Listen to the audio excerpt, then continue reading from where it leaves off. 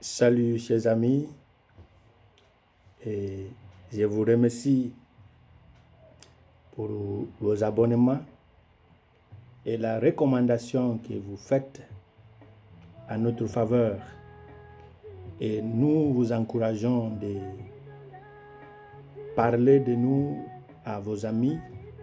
L'abonnement est gratuit et la notification est nécessaire, d'activer la notification et d'essayer de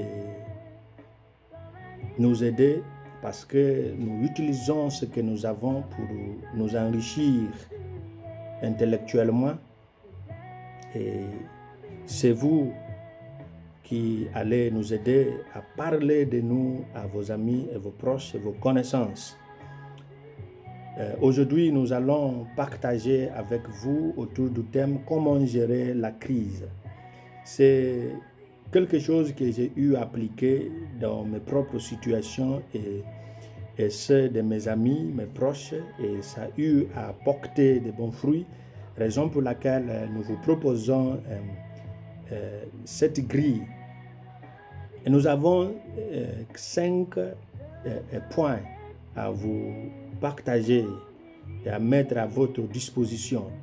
Et le numéro 1, c'est l'identification de la cause de ma crise. Une question que je dois me poser est celle-ci. Qu'est-ce qui se passe en moi qui indique que tout ne va pas bien? Qu'est-ce qui arrive maintenant qui me pousse à dire que, tiens, il me semble qu'il y a un problème? Qu'est-ce que je souffre? Qu'est-ce que je ressens en moi que je ne ressentais pas avant, qui me pousse à dire qu'il y a un problème? Le numéro 2, c'est d'accepter que je suis en crise. Ce point d'accepter est fondamental aussi. Parce que si tu n'acceptes pas que tu es dans une crise, chercher la solution ne sera pas un point abordé.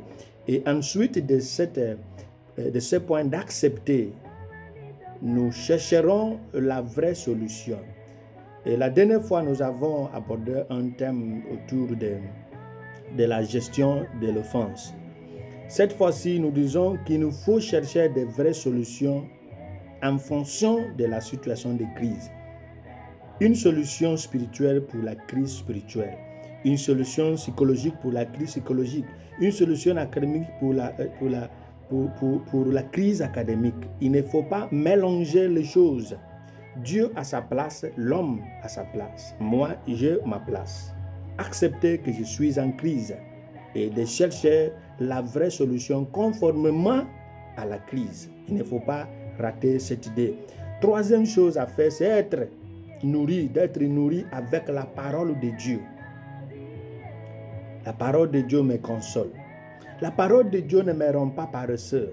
La parole de Dieu ne me pousse pas à me croiser les bras tout en pensant, en disant que Dieu le fera.